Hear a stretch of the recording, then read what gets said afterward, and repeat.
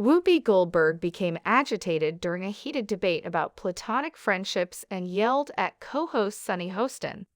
The panelists at The View talked about men and women's relationships. Men dating women, was it possible, was one of the hottest subjects at the time. During the heated discussion, Whoopi offered her 2 cents to help everyone understand the situation.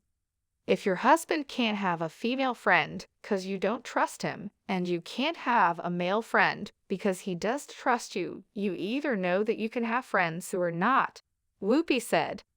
Whoopi bit back, human beings are weak, in reaction to Sunny's statement. Bite me again, she said, causing Sunny to appear hesitant. She tried not to giggle, but poked her tongue out. We're weak. Sunny said it again. You and Manny don't ever question that, Whoopi emphasized, addressing Sunny's spouse. You have many male friends, she said. The two carried on their lighthearted argument on the ramifications of those kinds of friendships. On Tuesday's episode of The View, Whoopi revealed the identity of a new man working behind the camera. Recent modifications to the discussion program include the addition of a new crew member and the removal of writers.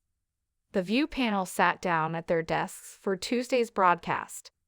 Whoopi Goldberg presented the newest member of the show's family before discussing the themes of the day.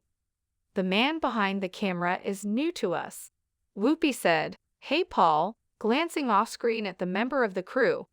With a collective "Hi, Paul," the other panel members turned to face each other. He was applauded by the audience when Whoopi announced that it was his first day. She also informed the crowd and viewers at home that the writer's strike was in its 4th week and expressed her hope that it would end soon. Whoopi disclosed that one of the crew members was departing on Thursday's broadcast. When Whoopi was welcoming back viewers near the end of the show, she held out a note card to an off-screen producer. Is this? She inquired, trying to figure out if she was seeing a certain part. She stated, "Oh, yeah," as she glanced down at the note card. Rob Bruce Barron is the producer's name, she sighed. Rob is leaving television today, having worked for 40 years. Rob has spent 26 seasons, from day one, with The View. Rob turned to face the panelists, his eyes full with tears.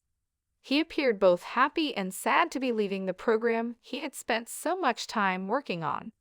It appeared as though Whoopi was going to cry. Joy Behar said, "Don't leave." Rob was called out by Whoopi. Rob and the hosts of The View expressed their sincere gratitude for their producer's years of dedication. At last, the program, as well as Rob's distinguished career, had to cease. The crowd gave Rob and The View a hearty round of applause for their extended collaboration. Whoopi, meanwhile, chastised the live crowd for jeering during a tumultuous segment on the show. When the audience voiced their disapproval of a guest's viewpoint on a political issue, Whoopi, 67, took over. It all began when the panel discussed things with Chris Sununu, the governor of New Hampshire, on Thursday morning's show. The women and the politician engaged in a polite exchange of views over gun control and security. But when the governor detailed his strategy for preventing mass shootings, things became a little chaotic. My state is the safest in the nation. The outcomes against the law determine its legitimacy and merits. Why are there so many mass shootings while my state is the safest in the nation? It's not as a result of easy access to firearms. The reason for this is that mental health is not our focus. We don't give children access to mental health services. There is nowhere for individuals to turn when they are in a crisis. They turn to physical force.